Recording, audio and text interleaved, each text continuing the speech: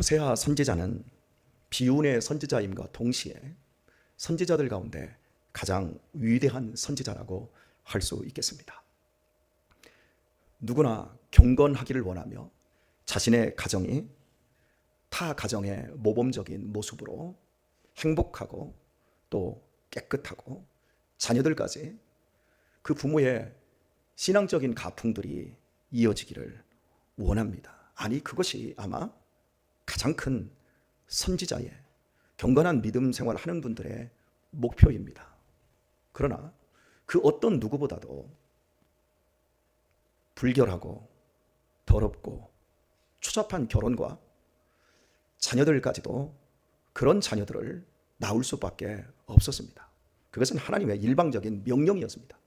그래서 비운의 선지자라고 할 수 있겠습니다. 하지만 반대로 호세아는 그의 설교적인 말보다 그의 삶으로 하나님의 뜻과 하나님의 말씀과 하나님의 사랑을 실천해 낸, 가감없이 자기의 소견에 옳은 대로 하지 않고 하나님의 일방적인 명령에 청종한 선지자로서 참으로 위대한 선지자라고 할 수 있겠습니다. 우리는 우리가 뜻하고 우리가 계획하고 우리가 생각한 것을 하나님께 관철시키기를 원합니다. 하나님, 이 정도는 주셔야지요. 제가 이만큼 열심히 믿음 생활을 하니까 이 정도는 들어주셔야지요. 이렇게 우리는 정해놓은 틀 안에서 하나님께 고집을 합니다. 하나님, 내 남편의 직위는 월급은 이 정도 돼야 되지 않겠습니까? 최소한 한 달 사는데 이 정도는 되어야 되지 않겠습니까? 내 자식들은 아프지 않고 항상 평안해야 되지 않겠습니까? 우리는 이렇게 구합니다. 그 구하는 건 나쁘지 않습니다. 하나님께서 우리에게 구하라고 하셨기 때문에요.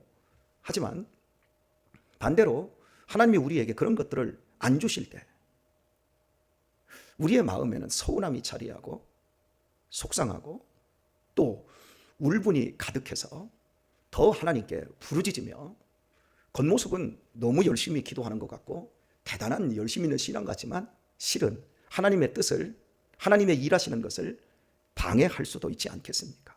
제 인생에서도 어느 정도 인생을 살고 보니까 얼마나 엉터리같이 신앙생활을 했고 얼마나 하나님 앞에서 못났는지를 그때는 몰랐는데 지금에 와서 생각을 해보면 깨닫게 되어집니다.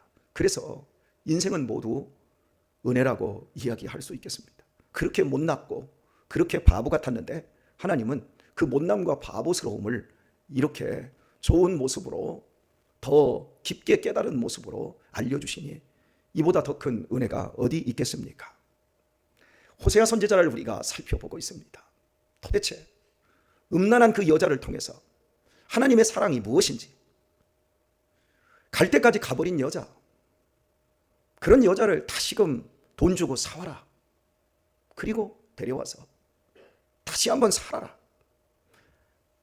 호세아는 하나님의 사랑, 우리들을 향한 하나님의 그 사랑을 보여주는 교보제와 같은 설교자가 되기 위해서 그대로 순종을 해냅니다. 결국 호세아 선지자의 사랑을 보여주려고 하는 것이 아니라 하나님의 사랑을 나타내기 위한 것, 그 목적으로 호세아가 사용받았고 순종되었습니다. 어제도 우리 권사님들 참 수고 많이 하셨습니다. 종일 수양관 그 많은 이불들 가져오셔서 그거 다 빠시고 오늘도 그 이불을 또 헛이불이라고 하나요? 그것도 씌우셔야 되고 또 계속해서 이제 청소하러 다녀야 되고 참 여러모로 수고들을 참 많이 하십니다. 다른 교회는 못합니다. 우리 교회보다 더 잘하는 교회는 있을 수 있습니다만 대부분의 교회들은 그거 감히 못합니다. 그래서 제가 전화를 드려서 참 고맙습니다, 감사합니다 라고 인사를 드렸더니 목사님이 뭘 고마워하고 감사합니까? 그 당연히 우리 일인데요. 이게 위대한 거예요. 그걸 내가 해야 될 일로, 우리의 일로 받아들일 수 있는 것, 그게 진짜 신앙이에요. 그거 왜 우리가 해야 합니까? 이렇게 나아가기 시작하면 끝없이 하나님의 일들은 축소되어지고 내 개인적인 일들만 늘어납니다. 목사가 사꾼이라는 말씀을 여러분에게 드렸습니다. 하도 사꾼 목자 되지 마라, 사꾼 목자 되지 마라, 이런 소리들을 하도 들어서 우리 성도님들은 사꾼하면 알러지 반응이 일어나요. 여러분이 삭을 주잖아요. 그런데 그 삭을 받으면서 내가 하는 일이 얼마나 많은데 이건 이만큼만 주냐? 이렇게 이제 목사가 생각하기 시작하면 하나님과는 아무런 상관이 없어지죠. 성도들도 사례비를 책정하고 주면서 목사님에게 이거 주기도 아까워, 그렇게 하면 그 역시 하나님과 별로 상관이 없지요. 우리의 신앙적인 일과 우리가 섬기는 그 모든 일들을 생각할 때 그것이 정말 하나님을 나타내고 있는가, 하나님의 마음과 하나님의 성품을 나타내고 있는가를 돌아볼 수 있기를 바랍니다. 똑똑한데 따뜻하지를 않아요. 옳은데 사람들을 살리는 게 아니라 사람들을 죽여요. 신앙생활을 오래 해서 다른 사람에게 귀감이 돼야 되는데 다른 사람에게 해악을 끼쳐요. 목사가 되었는데 일반 서리 집사님보다도 못한 삶의 자세를 가질 수 있어요. 하나님과 별로 상관이 없는 거죠. 그래서 신앙생활이 어렵다고 하는 겁니다. 오늘날 인공지능이라고 하는 말들을 많이 쓰고 우리가 실제로 인공지능을 많이 사용하고 있습니다. 지금 여러분이 스마트폰을 사용하다 보면 인공지능적인 기능들이 여러분을 다 편안하게 해주고 있어요. 그게 다 인공지능이에요. 그 인공지능을 쓰면서 우리는 감탄을 합니다. 얼마나 놀라는지 모릅니다. 예를 들면 저는 그 짓을 않는데요, 챗 GPT에게 호세아 3장 이 본문을 주면서 야, 제가 이제 명령어를 넣습니다. GPT야, 호세아 3장 1절에서 5절 본문을 가지고 설교 5개만 만들어 줄래? 그러면 설교 5편이 10초도 안 돼서 쫙쫙쫙쫙 나와요. 일주일째 설교가 나와요. 그러면 야, 설교가 좀 부족하다, 좋은 예화를 2개씩만 더 끼워줄래? 그러면 2개를 탁탁 잡아줘요. 정말 놀랍습니다, 여러분. 주일 설교 예를 들어서 헌신된 종이라는 제목으로 설교 한 편 준비해 줄래? 그러면 3초면 그냥 나와버려요. 그런데 그래 또 명령을 넣어요. 그러면 이걸 3대지로 나눠줄래? 그러면 스펄전식으로 3대지로 딱 나눠서 또 설교를 해줍니다. 그런데 자, 헌신된 내용에 이 예화가 설득력 있는 예화가 필요해. 그 예화 한 4개 정도만 나한테 말해줄래? 그러면 2, 3초 내에 그냥 떠버립니다. 왜냐하면 챗 GPT가 방대한 자료를 다 가지고 있기 때문에. 인간은 지능 영역에서 이미 인공지능에게 젖히고 있습니다. 따라갈 수가 없습니다. 벌써 수년 전에 우리 바둑 두시는 거 보셨잖아요. 이제 이길 수 있는, 지능적으로 이길 수 있는 인간은 아무도 없습니다. 저는 제가 지금 사용하고 있는 여러 이런 것들을 보면서 느끼는 게, 제가 이제 이 챗 GPT를 제가 활용을 하면 지금 설교 준비를 하기 위해서 한 3주, 4주를 주일 설교 한 편을 준비하기 위해서 이렇게 하는데요. 그냥 10초 만에 명령어만 넣어놓고 그거 가지고 설교할 수 있습니다. 하나님과 아무런 상관없이 그건 인공지능의 일이 돼버리는 거예요. 우리가 신앙생활 하면서 아주 간결하게 쉽게 신앙생활 할 수 있습니다. 그 간결하고 쉬운 것 속에 하나님의 마음과 하나님의 뜻과 하나님의 생각과 하나님의 사랑이 반영이 되지 않는다고 한다면 큰일 나는 겁니다. 그럼 무엇으로 이것을 우리가 대충 구분을 할 수 있냐면, 인공지능은 우리에게 감탄을 줍니다만은 감동을 줄 수는 없습니다. 감동은 지능으로 주는 것이 아니라 가슴으로 주는 것이기 때문에 그렇습니다.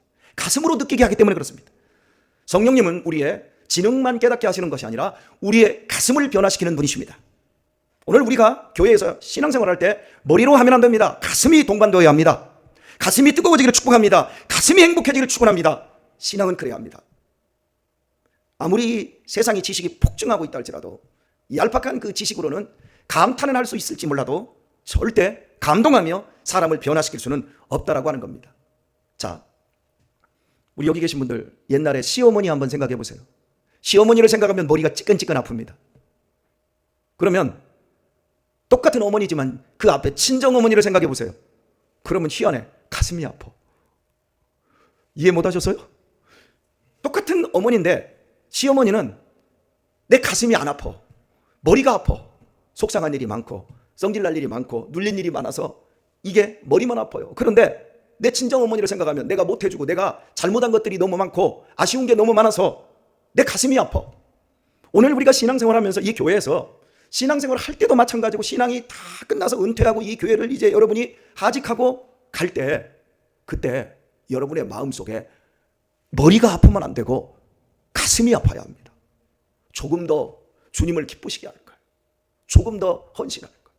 조금 더 충성할 거예요. 그때 조금 더 내가 애를 좀 쓸 걸. 내가 그때 머리만 얄팍하게 써서 얕게 신앙생활했지 미련하더라도 내 온 가슴으로 하나님을 사랑하고 교회를 아끼고 내 성도들을 좀 더 교제하고 섬기고 이런 복된 삶을 내가 살지 못해서 여러분 이걸 항상 우리가 확인하면서 한 걸음씩 나아갈 수 있어야 할 것입니다.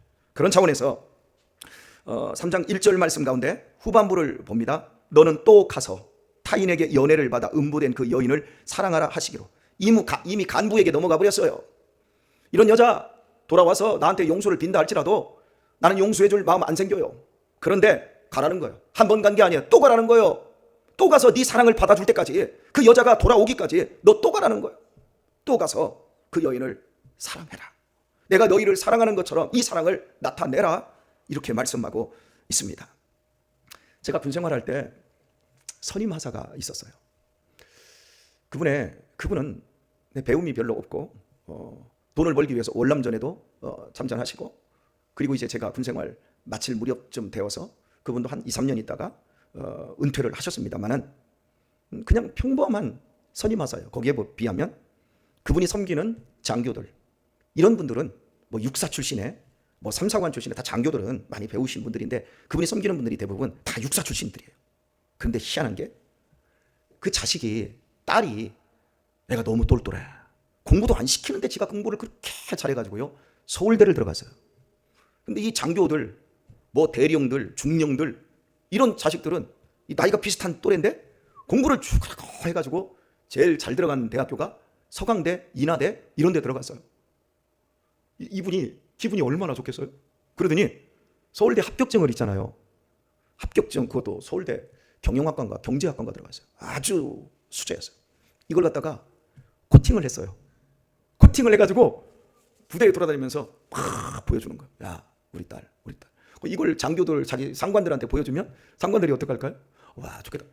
흑원 날리고 보여주는데, 제가 이제 군대 이제 갔을 때 그 딸이 그 서울대 들어간 지가 벌써 3년이가 됐을 때였어요. 그런데도 이걸 보여주고 다니는 거예요. 자랑할 만하죠. 그죠? 근데 중요한 건 이거예요. 전 세계에서 제일 들어가기 어려운 학교가요. 하버드가 아니에요. 스탠포드 아니에요. 옥스퍼드 대학 아니에요. 서울대가 제일 들어가기 힘들어요. 미국에 있는, 영국에 있는 최고의 대학들은 들어가는 건 우리나라 어지간한 국립대 들어가는 수준이면 들어갑니다. 그런데 학년 올라가기가 힘들고 졸업하는 게 정말 어마어마하게 힘들어요. 공부를 엄청 시키거든요. MT, 뭐 대학에 들어가서 미팅 그런 거 할 시간 없어요. 그래서 들어가는 사람은 많은데 졸업하는 사람이 엄청 적은 학교들이에요. 이런 학교들이. 근데 우리나라는 서울대 들어가는 건 겁나게 어려운데 들어가면 나오는 건 쉬워. 왜요? 공부 안 하거든. 공부 못 해도 되거든. 그냥 올려주거든. 그냥 졸업시켜주거든. 여기서 그냥 한다고 그래서 여러분 공부를 너무 못한다고는 생각하지 마시고, 제가 하버드하고 비교해서 하는 일이에요. 그러다 보니까 서울대에 들어가가지고 그 정도 대학을 들어갔으면 남보다 더 기회가 주어졌으니까 어떻게 하지요? 더 봉사정신, 공익정신들을 가지고 열심히 공부해서, 너 왜 이렇게 열심히 공부하냐? 나는 특권층이잖아요. 나는 이 사회의 리더가 될 사람이잖아요. 그러면 더 훌륭하게 공부해서 훌륭한 사람 되어서 이 사회에 이바지하는 사람이 되어야지요. 이렇게 가야 되는데 들어가서 맨 술이나 먹고 맨 놀러만 다니다가 맨 MT하고 미팅하고서 연애질이나 하다가 학교 졸업하는 거예요. 학교 졸업장 가지고 있는 거예요. 그래가지고 그 사람들이 나와서 정치도 하고 경제계도 들어가고 이래가지고 사회의 리더들이 되었는데 말짱하는 짓은 못돼 먹은 짓들을 더 많이 해요. 물론 몇 사람 한두 사람은 좋은 짓도 합니다만은 대부분이 움켜쥐려고 그 머리 가지고 우리나라 막 땅덩이 일을 갖다가 막 이렇게 다 부풀려 놓고 못 살게 만들어 놨잖아요. 그리고 그 부모들은 와, 서울대 나왔다, 코팅해서 가지고 다니면서 자랑하고. 사랑하는 교회 여러분, 여러분이 이 교회에 들어오셨습니다. 여러분이 믿음 생활을 하게 되었습니다. 고단하시고 힘드시죠? 여러분은요, 서울대 들어온 것보다 더 힘든 곳 들어온 거예요. 아멘도를 안 하시네. 너 서울대 들어갈래? 아니면 송탄 장로교회 들어갈래?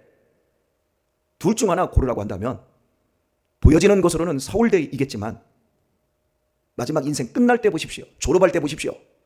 서울대 졸업해서 뭐 할 건데? 이 교회를 들어왔다? 여러분 서울대 들어간 거하고는 비교가 안 되는 일이에요. 그런데 이게 안 믿겨져. 그러니까 이게 들어가지고 나 성탄 장로교회 다녀요? 권혁철 목사님 교회 다녀요? 우리 목사님이 얼마나 좋은 분이신지 몰라요? 이럴 때 하면 새벽부터 얼마나 목사가 힘이 날까. 이제 이런 얘기만 하고 다니는 거예요. 그것만 계속 울거먹는 거예요. 여기 와서 여러분이 구원을 받아서 하나님의 사람이 되었고 하나님의 자녀가 되었고 영원한 생명을 얻었고 죽음을 두려워할 필요가 없는 사람이 되었고 할렐루야, 이 복을 받았다면 이제부터 여러분이 해야 될 일이 뭡니까? 여러분이 할 수 없는 사랑을 해야 돼요.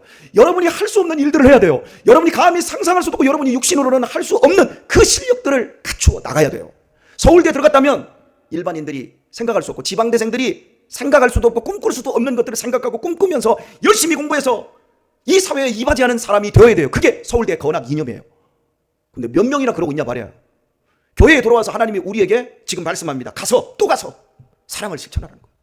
이 가라는 이 의미는 밖으로만 나가라는 의미가 아니라 내가 걸림돌이 되고 있는 그 모든 것에 대해서 내가 안주해도 되고 그냥 합격증 코팅해놓고 내가 가지고 자랑만 하고 다녀도 되는데 이제 더 큰 사랑을 실천하라는 거예요.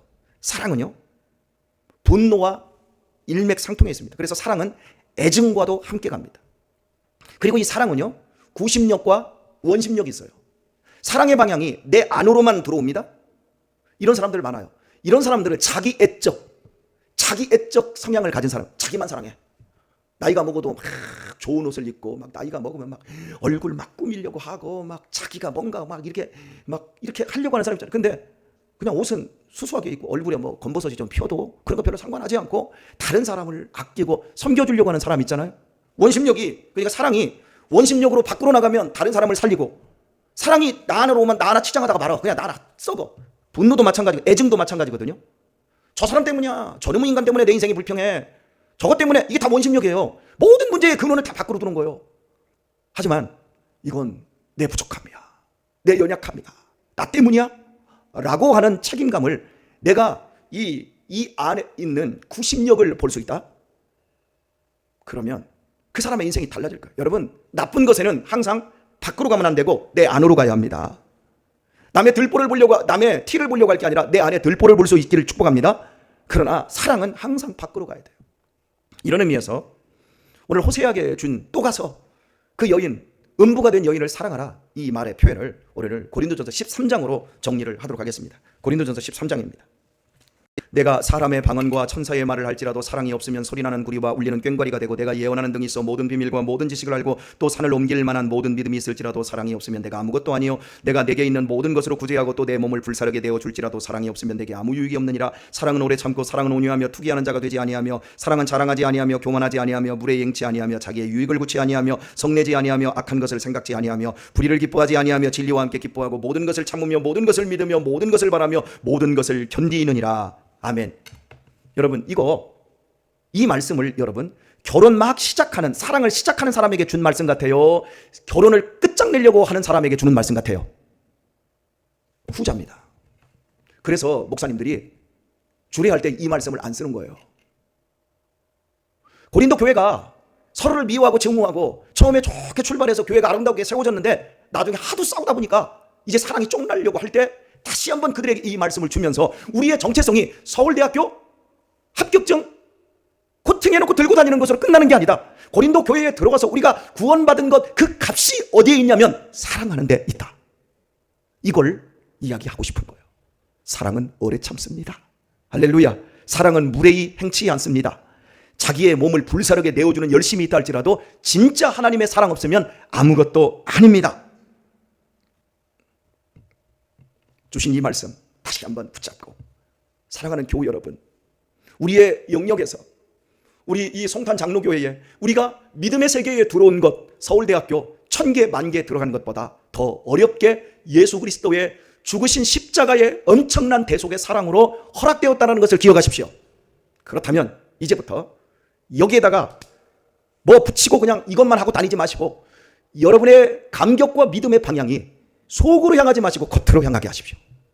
더 사랑하십시다. 제가 더 사랑 하나 보겠습니다. 여러분들도 더 사랑하는지 한번 봐주십시오.